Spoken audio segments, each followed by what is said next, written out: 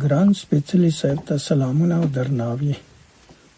د استاد علامه رشاد د اند ژوند په اړه ستا دغه نوښتي هڅه له شکه پرته یو نوښتي نوی کار دی چې له دغې لارې موږ خپل داسې یو نابغه پیژنو چې هغه نه یوازې د افغانستان بلکې د سیمې ویاړ بلل کېږي.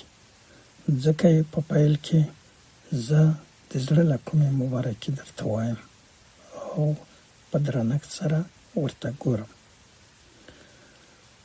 علامه رشاد زما د استاد په حیث باندې مخکې تر دې چې زه دی وګورم، ما دی د یوه شعر له مخې چې هغه د ښوونځي په کتابونو کې راغلی و او موږ به لوست یادوو مې پیژانده. هغه شعر دغه دی چې وایي: د مجنون ژوندون به څه وي چې لیلا مري، څه په کار دی تش کالبوت چې زړه د چا مري، زړه ډیوه ده دا د خټو په قالب کې، خدای ومه کړه چې به دا ډیوه د چا مري، چې مرغه لاړ شي قفس د ماتېدو دی، که به زړه مري تش کوګل دی لا پخوا مري، هېڅ ممکن نه دی پایښت د هغه پی، زړه چې مري کالبوت مجبور دی خامخا مري، حریت د هر ملت د بدن زړه دی، حریت د هر ملت د بدن زړه دی، که دا نه وي هم ملت مري هم بقا مري. علامه رشاد د افغانستان د ادبیاتو، سیاست او فرهنګ په برخه کې یو پیژندل شوی نوم و او دی. په سیاست کې د مشروطیت او له هغه وروسته د هغه د لړۍ ویښ زلمیانو د غورځنګ یو فعال فرهنګي غړی او مدافع و. په ادبیاتو کې په تاریخ، جغرافیه او فلسفه کې هم نوم همداسې ځلانده دی. زه په 1355 کال کې د ادبیاتو شاګرد شوم. استاد علامه رشاد مې په لومړي ټولګي کې استاد و او د هغه د محضر څخه، د هغه د لکچرو څخه، د هغه د تجربو څخه مې ګټه اخیستې ده. 3 کاله په مسلسله توګه زه د هغه شاګرد وم او د هغه درسونه مې تعقیبول او د د شاګردۍ لوی ویاړ او افتخار مې په عملي توګه د ځان مل شوی دی. په دې ارتباط باندې دا کیسې لږ اوږدې هم دي. 3 کاله استاد زموږ استاد و، ولی د ده ظاهري او د ده معنوي کرکټر او د استادۍ بیلګه‌ییز شخصیت په ځانګړې توګه د پاملرنې وړ و. ده د استاد په حیث باندې د ځانګړي ډیسپلین، د ځانګړي علمي صلاحیت او د ځانګړي روادارۍ او مینې په ترڅ کې خپلې تجربې، خپله پوهه د خپلو شاګردانو سره شریکوله. 3 کاله دی زموږ استاد و او د 3 کالو په ترڅ کې موږ د ده څخه ډېر شیان، ډېر څه زده کړل چې د هغو په ارتباط باندې، یعنې په هر یوه باندې ځانګړي کتابونه لیکل کېږي او د یادونې وړ دي. د استاد په ارتباط زما لومړی کتنه یو جالبه کیسه لري. یوه ورځ د لکچر په ترڅ کې استاد مرحوم جلال الدین خان چې د استاد اسیستانت و، هغه د درس نه مخکې زما څنګ ته ودرېد او ویې چې د درس نه وروسته مې له تا سره کار دی. او زه په همدغه فکر کې شوم چې شاید کومه ګناه مې کړې وي، ځکه زده کوونکي وي، یوه خبره به شوې وي، کومه بې احترامي شوې، حتما استاد به ګیله لري. کله چې درس خلاص شو زه ورسره ولاړم، روان شولم راسن یې دویم منزل ته د استاد کوټې ته مخامخ ودرولم. د کوټې په دروازه باندې لیکلي و پوهاند رشاد. کله چې استاد کوټې ته ورننوتو استاد جلال الدین خان استاد ته وویل دا خالق رشید دی. استاد مسکی شو او هلته څوکۍ ایښې وه، راته وویل چې راشه دلته کښېنه. په څوکۍ کښېناستم، یو لیک یې مخته ایښی و. ما ته یې وویل چې ستا د ښوونځي استاد غلام صادق خوارمل ما ته لیک را لېږلی او په هغه کې لیکلي دي چې ته د پښتو څانګې زده کوونکی او کله کله شعر هم وي، شعر هم وایي. هغه دې ډېره ستاینه کړې ده، په دې لحاظ ما ځکه وویل چې ته وګوره. خو بیا ما همدغه مهرباني د خوارمل صاحب چې زما استاد و، واقعا هغه د استاد له ډېرو ښو شاګردانو څخه و او زموږ استاد و، هغه یادونه وشوه او په همدغه ترڅ کې د استاد مخې ته کتاب و، کتابچه وه، مجله وه ایښې وه. په هغه کې یو شعر و چې د هغه شعر قافیه جړ، لړ، شړ او وړ راغله. دغه شعر یې ما ته راکړه او ویې چې دغه شعر ولیکه.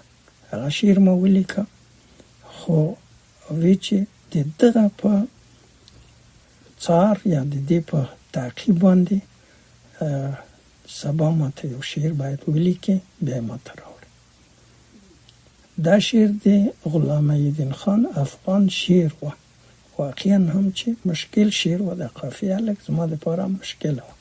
استاد نه مې دا خبره واخیسته او په لاره روان شوم، تر لیلیې پورې مې فکر وکړ، خو آخر یو څه مې جوړ کړ او بله ورځ مې استاد ته راوړ او چې ویې لوست ویې خندل او ویې چې بس په دغه برخه کې ته باید ډېر کوشش وکړې.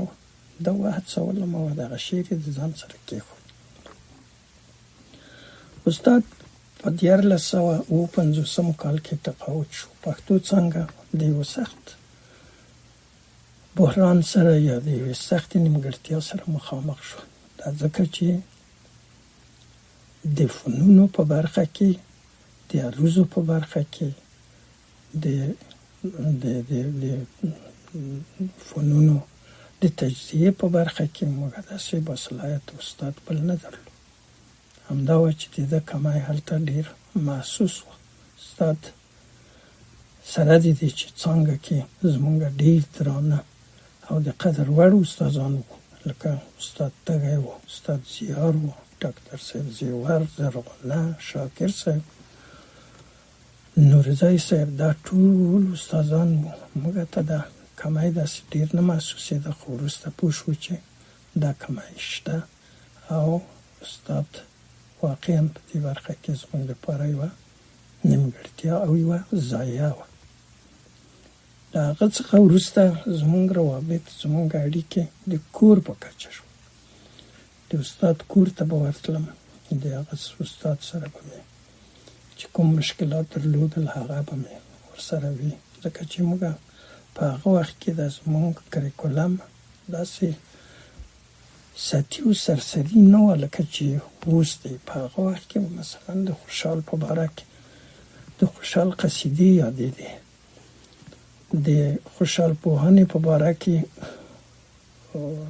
کتاب لوستل کې یوازې دستارنامه لوستل کېده ټول سمستر، د روحانیانو په باره کې یوازې خیر البیان لوستل کېده. په یو سمستر کې خیر البیان لوستل کېده، په بل سمستر کې به د هغې دورې د شاعرانو په ارتباط باندې خبرې کې. ما هم د همدې دپاره چې زموږ استاد د استاد څخه وروسته په دغه برخه کې استاد غمجن و، ارواښاد غمجن، د هغه درسونه و لږ جدي هم و. زه به کله کله استاد ته تلم، د هغه سره به مې د خیر البیان ځینې مشکلات حل کول. دا یوه جالبه کیسه لري. یوه ورځ زه تللی وم دوستان نه مې خپل درسونه مشکلات مې حل کړ چې عمل ته استاد غمجن هم راغی. استاد غمجن چې زه ولیدم ما ته ویل چې څنګه راغلی؟ ما چې بس د استاد لیدو ته راغلی. نور مې څه ونه وی، خو هغه راته ووی چې غمجن ډېر ښه استاد و او ډېر ښه پوهه یې درلوده د خیر البیان په باره کې یا د روحانیانو په باره کې د معلومات ډېر مهم او ډېر ښه و. خو ده وخندل او راته ویل چې زه هر وخت هره ورځ دلته استاد ته راځم، د ده نه خیر البیان لولم، بیا تاسو ته راځم په ټولګي کې وایم. په دې اوس پوه شوم. دا خبره وه چې یعنې دا د استاد غمجن خبره وه چې هغه موږ ته درس راکاوه. وروسته استاد غمجن زموږ سره تر اخره پورې چې زه استاد هم شوم، دی زموږ استاد و.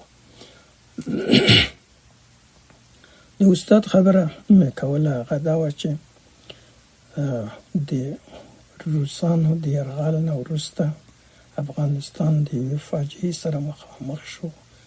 ستونزې ډېرې زیاتې شوې. استاد هم ډېر شدید د دغه فکر و د دغه عمل خلاف و او د دې په ترڅ کې خپله مبارزه په علني توګه شروع کړه. ما چې کله د مقاومت په باره کې کوم تحقیق کاوه په هغه کې مې ولیکل چې استاد به په افغانستان کې لومړنی سړی وي، لومړنی لیکوال وي چې هغه د افغانستان د مقاومت غورځنګ پیل کړی دی. یعنې د ادبي مقاومت پیل د اثارو د لیکنو څخه شوی دی. استاد په دغه ترڅ کې ډېر خبرې یا ډېر څه یوازې ځینې علمي مقالې په علومو اکاډمۍ لخوا څخه خپرېدلې، خو نورې داسې مصاحبې و، ټلویزیوني مرکې و، په ټلویزیون کې ظاهرېدل د دې سخت خلاف و. حتی د خبریالانو د خارجي او داخلي سره مصاحبې نه کولې. په همدغه حالت کې څه چې ډېر د استاد دپاره ځورونکي و هغه دا و چې علامه استاد حبیبي وفات شو. دا د هغه وفات او د هغه د وفات د لاملونو په ارتباط یا هغه حالت چې هغه وخت موجود و دغه استاد ډېر سخت وځوراوه او د دې عکس العمل د ده په لیکنو کې هم موږ وینو. له هغه وروسته استاد بینوا وفات شو. دا په استاد باندې ډېر سخت اثر وکړ چې حتی د هغه د فاتحې په ارتباط هم په افغانستان کې بندیزونه رامنځته شو. دغه اثر یا دا عمل یا دغه عکس العمل د استاد بینوا په وړاندې د نظام لخوا څخه هم د استاد د کرکې وړ ګرځېدلی و. خو په همدغه حالاتو کې بیا هم استاد خپلې هڅې، خپلې لیکنې، خپلې څېړنې او خپلې ناستې ولاړې د علم، فرهنګ او د پښتو ژبې په باره کې د خپلې څېړنې او خپلې تجربې د خپلو شاګردانو سره شریکولې. یو وخت ماستري پروګرام پیل شو. په هغه کې استاد ته موږ بلنه ورکړه، خو هم ونه شوه. هغه حالت ډېر ښه نه و د ده دپاره او په زړه پورې هم نه و، ځکه دا ونه غوښتل یو دوه درې لیکچره راغی، بیا وروسته دغه سلسله هم بنده شو. تر څو چې خبره د 80 کلونو پای ته ورسېده. په دې 80 کلونو کې زموږ روابط همدغسې وو. د مشورې زموږ لپاره ډېرې مهمې وې. په اکثر وختو په مجالسو کې، په علمي مجالسو کې، په سیمینارونو په باره کې، په ځینو سیمینارونو کې حتی د برخه نه اخیسته، لیکن موږ به په هغو کې دته مجبوروو چې باید راشي. د هغې جملې د 2 سیمینارو زه خپله شاهد یم چې یو دی د اعلی حضرت د لوی امپراتور شیرشاه سوري سیمینار و، په 80 کال کې و. په هغه کې هم دی ډېر علاقمند نه و چې برخه واخلي. خو زه ورغلم ورته ومې چې استاده که ته د شیرشاه سوري په سیمینار کې برخه نه اخلي، معنا دا چې موږ د شیرشاه سوري په مقابل کې هم څه نه وایو او روژه مې نیولې. چورتې ووایي چې ښه دا کار یې به وشي، زه به برخه واخلم، خو یو شرط به دا وي چې زما تصویر او زما عکس به په اخبارو په دې هغه کې به نه راځي. دا خبره به ته حل کوې، د هر چا سره چې هلته راځي دا باید دا مشکل زما حل شي. په رښتیا هم په دې باره کې ځینو دوستانو زموږ سره ډېره همکاري وکړه. ما دا خبره د ځینو دوستانو سره لکه په رادیو کې یوسف یو دوست ژوندی دی، خدای دې ژوندی لري، هغه سره ما شریکه کړه چې استاد دغسې هیله لري او هغه ته هم دغه خبره هم شریکه کړه چې دا د استاد دپاره د هغه دا اولنی وار دی چې د تلویزیون د کامرې په مخ باندې راځي. باید د ده تصویرونه، د ده ټول مقالې، نظریات چې په سیمینار کې دا یې رایه کوي ټول په دقیقه توګه ثبت شي، خو د تلویزیون د لارې به نه خپرېږي. دا یو دوست صاحب مهرباني وکړه، رښتیا دا کار مو وکړ، د استاد عکسونه موږ د تلویزیون د لارې نه ښودل. هماغه سیمینار 3 ورځې استاد برخه پکې واخیسته چې زه هم د هغه سیمینار غړی وم او تر ټولو جالبه خبره چې زه همیشه یادوم هغه دا وه چې ما خپله په هغه سیمینار کې یوه مقاله د شیرشاه او شیرشاهي دورې په باره کې په سیمینار کې ولوسته. په هغه کې ما چې مقاله ختمه کړه، استاد مهرباني وکړه او لاس یې پورته کړ چې زه څو خبرې لرم. فکر وکړه چې اوس به زما د مقالې کرکټوب وي او په دې باره کې به حتما لارښوونې به وي، خبرې وي. خو د ده لومړی د مهربانۍ وړ خبره دا وه چې د سیمینار د همدغه لویې غونډې په وړاندې دا خبره وکړه چې همیشه وایي شاګردان وایي چې زه د فلانی یا د دې استاد ویاړ یا د شاګردۍ ویاړ لرم، خو زه باید د سیمینار په وړاندې دا خبره وکړم چې زه د رشید په شاګردۍ باندې، د رشید چې زما شاګرد دی د هغه په شاګردۍ باندې زه ویاړم. یعنې دا هماغه خبره وه چې واقعا زما لپاره تر اوسه پورې یوه خاطره پاتې شوې ده او دا خاطره همیشه زه یادوم. استاد په دغه سیمینار کې برخه واخیسته. د هغه څخه وروسته نور سیمینارونه هم تیر شوي وو، په هغو کې هم د ده حضور دومره ضرور وه چې ما په یوه لیکنه کې هم لیکلی دی چې د امیر د ناصر خسرو سیمینار په کابل کې جوړ و، د یوه خاص مطلب د یوه ملي ضد تفکر پر بنا باندې دغه خبره رامنځته شوې وه، خو په هغه کې خبرې په نورو مسایلو باندې کېدلې.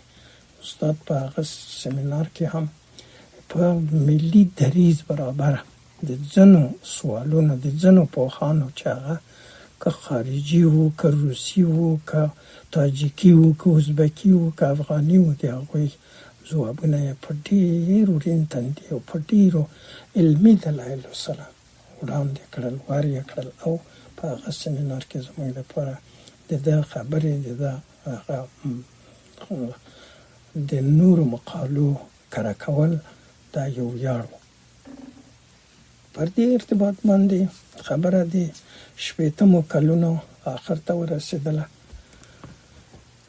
چې بیا هم د چا خبره په افغانستان کې سرویس بدل شو او کورنۍ جګړه شروع شول، هر څه بند شول. د هیچ چا یعنې په کابل کې د یو ځای څخه بل ځای ته تګ راتګ دا ډېر مشکل و او په دغه حالاتو کې هم استاد بیا په کابل کې پاتې شو او بیا هم په همدغه سختو حالاتو کې موږ ورتللو، د استاد سره مشورې کولې، د استاد سره مو ناستې ولاړې درلودې چې څه وکړو، څه باید وشي او څه باید ونه شي. دا خبرې ټولې په همدغه وخت کې هم وشوې. په هغه وخت کې استاد د معالجې دپاره یو ځل خارج ته ولاړو.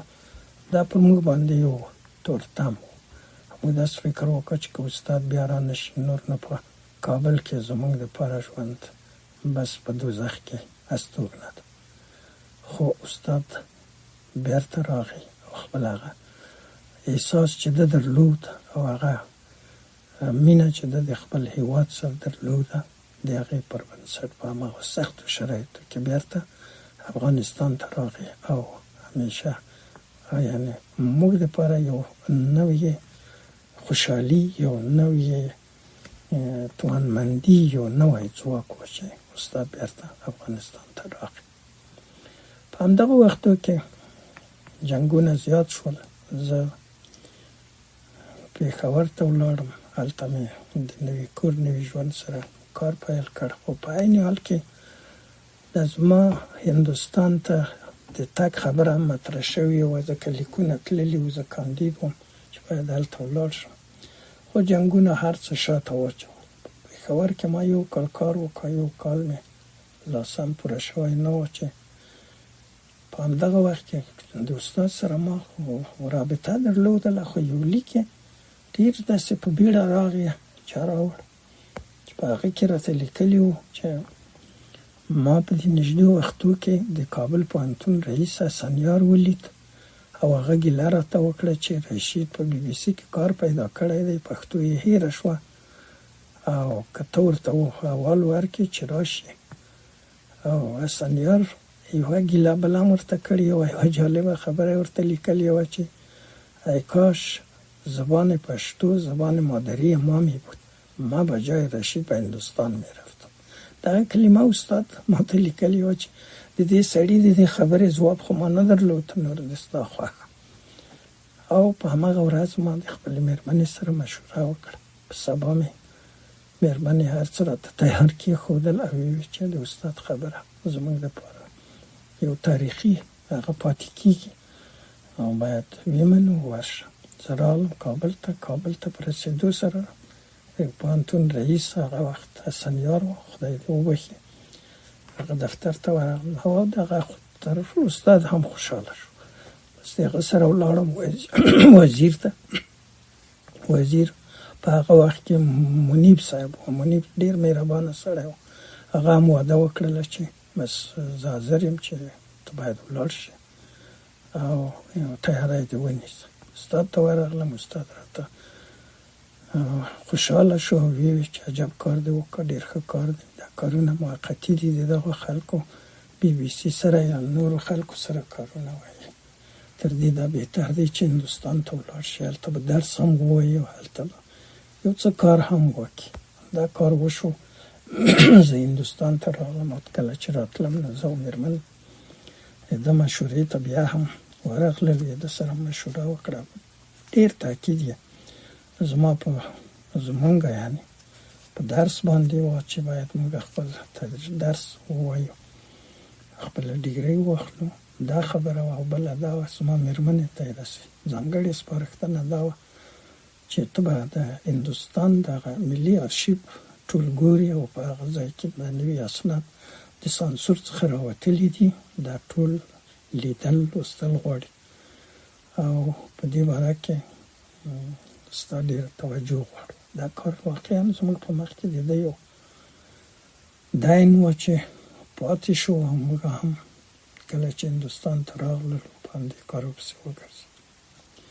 په هندوستان کې د استاد نوم، د ده کارنامې، د ده یادونې د هر چا په خولو کې وي، هر چا د استاد په علمیت باندې خبرې کوي. د فارسي ژبې نومیالي پوهان په هغه وخت کې په هندوستان کې لا ژوندي وو.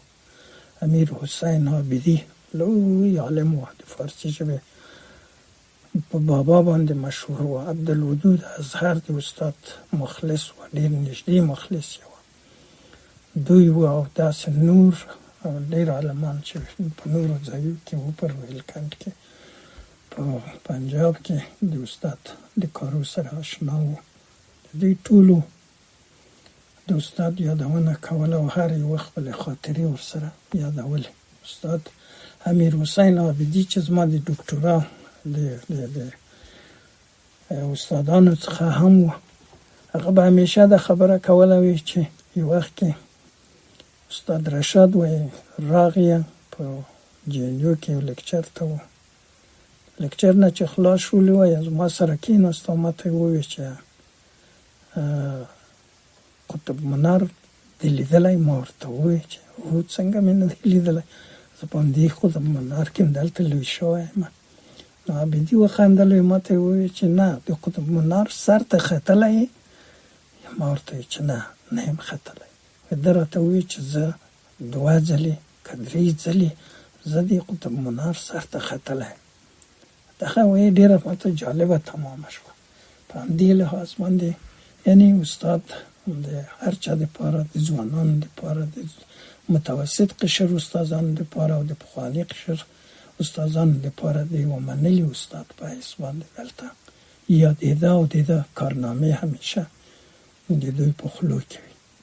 د همدې امله زما دپاره په څانګه کې پاتې کېدل په دې خاطر چې یو خو په جی ان یو کې پښتو څانګه درس شروع کړې وه، د ده هڅه وه نږدې 6 میاشتې ده دلته دغه څانګه پیل کړه، خو وروسته یې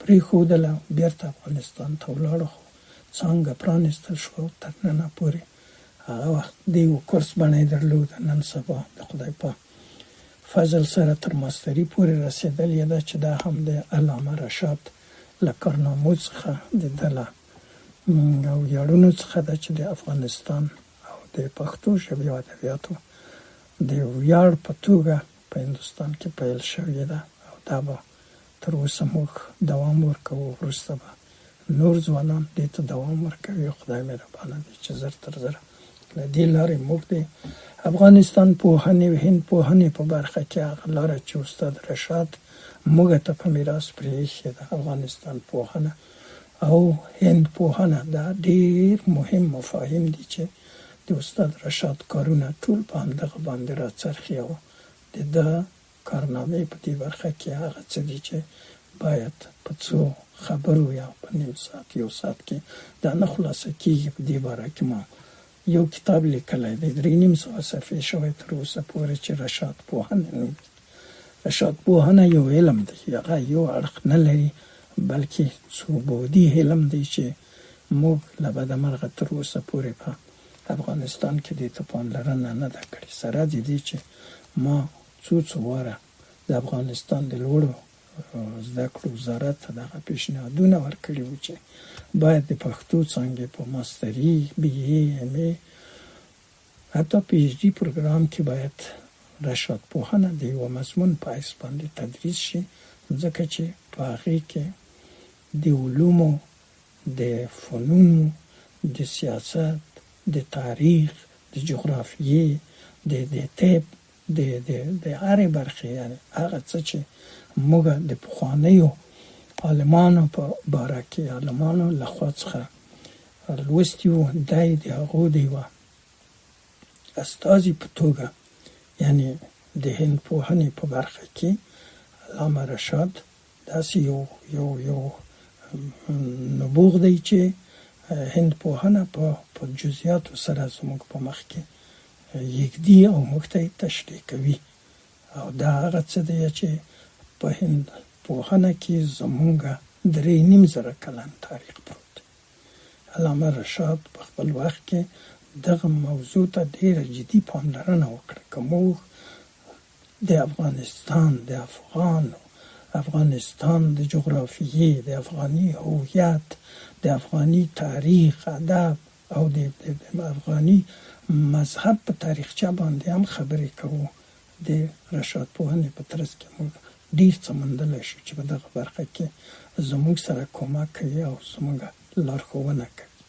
همدا ده چې زما په نظر د البیروني څخه وروسته چې د هند پوهنې په برخه کې کار کړی و، دویم سړی خوشحال خان خټک دی چې هند په جزئیاتو سره موږ ته معرفي کوي، او دریم سړی چې زموږ په معاصرینو کې هغه ته موږ دا امتیاز ورکولی شو هغه علامه استاد رشاد دی چې د هند پوهنه په برخه کې د ده کارونه واقعا بې مثاله دي او په هندي سطح د عالمانو له خوا څخه پیژندل شوي او تایید شوي او مهم دي. د سوریانو امپراتوري، د لودیانو امپراتوري، علمي، فرهنګي، تاریخي، سیاسي جوړښتونه دا ټول استاد تشریح کړي. په همدې په لرغوني یعنې تر اسلامي دورې د مخه ډېرې خبرې دي هلته چې موږ په هغه باندې د استاد نظر د ملندا پڼو په ارتباط باندې مطرح کړ. ملندا پڼو په باره کې ما هم څېړنې وکړې، هماغه د استاد نظر ته مو لږ وسعت ورکړ. ګران آریا صاحب د خدای ژوندی لري، هغه د ملندا پڼو پوښتنې هغه یې په پښتو ترجمه کړ، خو تر اوسه پورې څوک په دې نه دي توانېدلي او نه دي حاضر شوي چې دغه کتاب چاپ کړي. او دا د استاد رشاد د سپارښتنو څخه یوه مهمه سپارښتنه په خپل ژوند کې وه چې دې ته یې ډېر په اهمیت سره کتل. او د هغه اهمیت په همدې کې دی چې زموږ د هویت یو تیاره اړخ په همدغه کې روښانه کېږي او موږ ته نوي اسناد یا نوي خبرې په واک کې راکوي. په دې لحاظ باندې دغه ټولې هڅې د استاد د کارنامو په ترڅ کې د بحث وړ دي، د شننې وړ دي، د معرفۍ وړ دي چې موږ باید د هغو په مقابل کې بې تفاوته ونه اوسو. رشاد پوهنه نن سبا د یوه مسلط او برلاسي علم په حیث باندې زموږ د نوي نسل لپاره د هغې زده کړه، په هغې پوهېدل او پر هغې باندې برلاسۍ دا زموږ لپاره یو ضرورت او یوه جدي اړتیا ده. علامه رشاد همیشه زما د کارونو پوښتنه کوه. کله چې ما په بهار پټنی په ښار کې د ارزاني خیش کې مزار پیدا کړ، نو ما دغه ټول گزارش د ټولې خبرې چې څنګه هلته د مزار رامنځته شوی او خلک تر اوسه پورې هلته په هغه باندې په میلیونو خلک د هغه عرس هلته نمانځي، هلته ارزي. دا څنګه زموږ د نظر څخه همداسې پټ پاتې شوی و. دا خبره چې ما د استاد سره شریکه کړله، دا په یوه لیک کې راته ولیکل چې زموږ معلومات 1010 پورې وو. علامه حبیبي هم دا لیکلي، ما هم لیکلي، نورو لیکوالو هم لیکلي، لیکن اوس دغه ریکارډ مات شو او دا یوه مهمه خبره ده، یو لوی تحقیق دی چې زموږ په ادبیاتو کې رامنځته شو. یعنی د ارزاني خیش کې د وفات نیټه د 1010 څخه 1028 ته وړاندې شوه. په دې لحاظ دغه فاصله د استاد رشاد لپاره ډېره جالبه وه. دا راته وویل چې ولیکل چې په لومړي سر کې ما فکر کوه چې دا به هغه طبیب ارزاني وي. هغه طبیب ارزاني یوه پیړۍ وروسته دی ارزاني خیش کې نه په هندوستان کې تیر شوی دی، خو وروسته استاد وایي چې ما دغه نیټې ولیدلې، د ارزاني او هغه یو د بل سره هېڅ رابطه نه لري. دا رښتیا هم زموږ خیش کې ارزاني دی چې تر اوسه پورې زموږ سره د ده د وفات نیټه 1010 یا د ده د ژوند نیټه تر 1010 پورې تعینېده او د هغه څخه وروسته موږ ته معلومات ده. دغه ټولې خبرې یعنې استاد همیشه موږ ورسره شریکې کړي. د ده چې کوم شیانو ته ضرورت و هغه هم موږ ورته کوشش کړی دی چې دا مو ورته لېږلي دي. او هماغه وه چې د ما ته زما مېرمنې ته چې د ده تر لارښوونې لاندې د علامه حبیبي تاریخي اثر د خپل ماسترۍ تیزس لپاره لیکلی و. دغه سپارښتنه وه چې باید د افغانستان د تاریخ په باره کې هغه څه چې تر اوسه پورې هلته همداسې مبهم پاتې دي دا باید تاسې وګورئ او د دې نه هغه څه چې زموږ ضرورت یې هغه باید را انتقال کړئ چې دا کار موږ تر ډېره حده کړی دی او دا کار مو وکړ. په دې ارتباط باندې به همدغه یوه خبره بیا هم یاده کړم چې استاد وویل د هندوستان په ګوټ ګوټ کې ګرځېدل د پښتنو دپاره ضروري دي، ځکه چې په همدغه ګوټ ګوټ کې د پښتنو نښې نښانې په هر ځای، په هر ښار، په هره کوڅه، په هر په د هندوانو په خبره په هره ګلي کې د افغان د پټان نوم نښان تر اوسه پورې شته دی، باید وپلټل شي. زمونږ ورک آثار، زمونږ ورک تیر په همدغه هندوستان کې پروت دی چې باید رامنځته شي او راټول شي، معرفي شي. په دې حساب باندې دا کار د استاد په سپارښتنه موږ وکړ. د هندوستان په آرشیو کې یوه جالبه کیسه مې استاد ته هم لیکلې وه. هغه دا وه چې اول ځل زه او مېرمن مې ورغللو، هغوی هلته یو بنګالی بنرجي صاحب و، ډېر خواخوږی و د افغانانو سره. هغه راته وویل چې تاسو د افغانستان یې؟ ما وویل چې د یوې ورځې 2 ورځې دپاره راغلي یم. ما نه، دلته زموږ شپې دي، استاد یم، په جنیو کې درس ورکوم.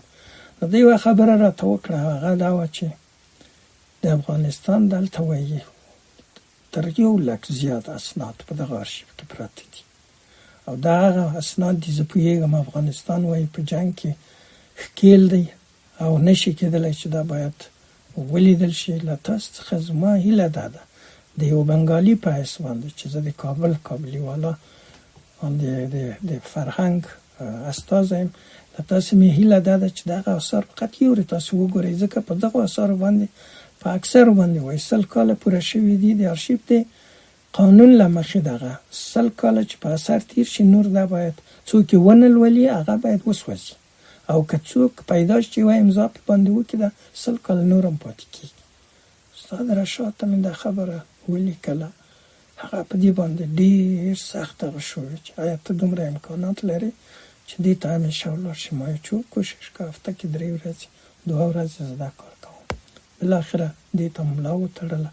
تقریبا د هندوستان د آرشیو دغه اسناد چې واقعا هم همالته پراته دي، تر اوسه هیچ چا نه دي لوستي، هیڅوک نه دي ورغلي، هیچ چا په هغو باندې امضا نه وه کړې، پرته له یوه انګریز له یوه امریکایي نه پرته نور زمونږ داخلي مورخینو تر اوسه یو هم نه دی لیدلی. دا مې چې استاد ته دغه ولیکل، هغه ویل چې بس دغه دوام ورکړه چې دغه سوځېدو څخه وژغورل شي. دا خبره ما بیا وروسته د نورو استادانو د دې سره مې شریکه کړې ده ټولو سره، او په دې باره کې دا د استاد د لارښوونو ثمره وه چې موږ واقعا هم په دې برخه کې خپل هغه وظیفه چې ده راسپارلې وه هغه مو ترسره کړه. استاد ژوندی دی او د استاد لاره روښانه ده. استاد زموږ سره ډېرې خاطرې لري، ډېر څه چې واقعا موږ هغه د استاد په مقدساتو کې د هغه په ویاړونو کې یادولی شو، هغه ډېرې زیاتې دي. زه فقط په وروستۍ برخه کې یوازې د استاد د 70 کلنۍ یوه خاطره هم له تاسو سره شریکوم او نور د خپلې خبرې پای ته رسوم. په 88 کال کې د خوشحال فرهنګي ټولنې او د کابل پوهنتون لخوا څخه د فرهنګي شورا لخوا څخه چې هغه وخت مسؤلیت ما درلود، د استاد 70 کلنۍ موږ په تصمیم ونیو چې د خوشحال ټولنې لخوا څخه دا باید موږ ونمانځو. خوشحال ټولنه هغه ملي فرهنګي ټولنه وه چې له بده مرغه په وروستیو وختو کې دا ډېره پیکه شوه. هغه په هغه وخت کې موږ د یوه ضرورت پر اساس باندې هغه د استاد تر رهنمایۍ لاندې جوړه کړه. د ده څخه هیله هم وکړله چې که دغه ټولنه داسې دی سرپرستي وکړي، خو ده دا ونه منله، ځکه چې وی زه د اوسني دولت سره نه غواړم چې په دې برخه کې هره ورځ ورسره مخامخ شم، عکسونه او تصویرونه مې په هغه راشي. په همغه لحاظ باندې د استاد روحي خبره په ده باندې ډېره ښه ولګېده. استاد روحي د دې کار دپاره د مناسب وباله او موږ هم استاد روحي څخه خواهش وکړ هغه د دې ریاست مسؤلیت په غاړه واخیسته. واقعا هم په ډېره کمه موده کې دا ټولنه وځلېده. د استاد 70 کلنۍ موږ هلته ونمانځله. زه ورغلم، ورته ومې چې 70 کلنۍ دی، 70 ټوکه آثار به دې زه هلته معرفي کوم. استاد راته وویل چې د دې باره کې ډېر فکر مه کوه، دا لږ وخت غواړي. ما چې نه هر څه چې زه غواړم دغه کتاب باره کې د لومړنۍ بیوګرافي لږ دقیقه ولیکم. نور خلکو چې لیکلي دومره دقیق نه دي.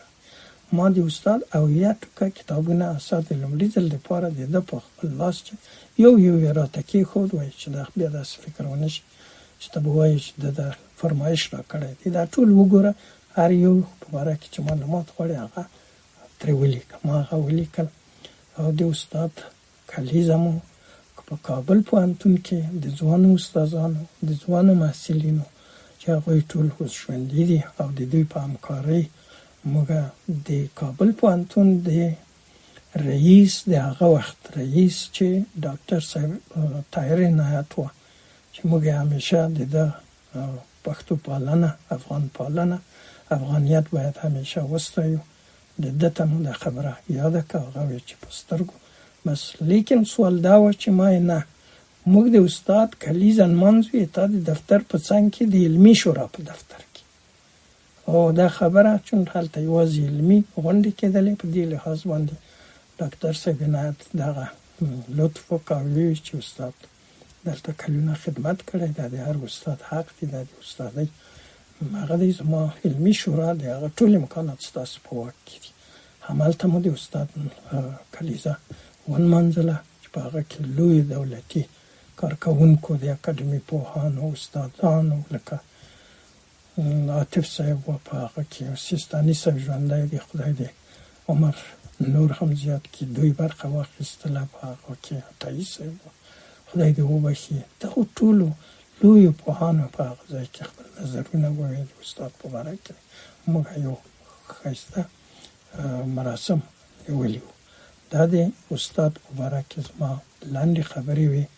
بیا هم د ټولو دوستانو څخه چې زما دغه خبرې واورېدې، خدای دې وکړي چې ستړي شوي نه وي او د استاد حق مو د استاد د روح په تر چتر لاندې ادا کړی وي.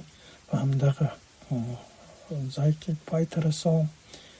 د استاد ځای د جنت وي، د استاد لاره دې روښانه وي.